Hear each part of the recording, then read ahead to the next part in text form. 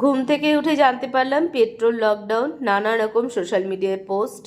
কিন্তু কি আর বলবো, যাই হোক গেছিলাম আমি পেট্রোল ভরতেই, তারপরেই ঘুরতে যাব, ফুল ট্যাঙ্ক পেট্রোল করে নিই।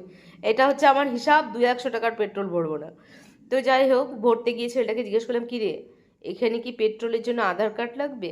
কিন্তু গুজব এতটাই পশ্চিমবাংলায় গুজব ছড়াতে ব্যস্ত সব ইউটিউবাররা, নতুন নতুন ব্লগ সৃষ্টি হয়েছে তাদের, কোনো ব্যাপার নয়।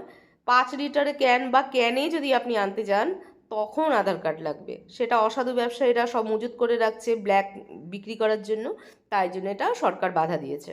তারপরে চলে গেছিলাম আমাদের এখানে খড়গপুরে জগন্নাথ মন্দির, অনেক পাপ করেছি একটু ধুতে।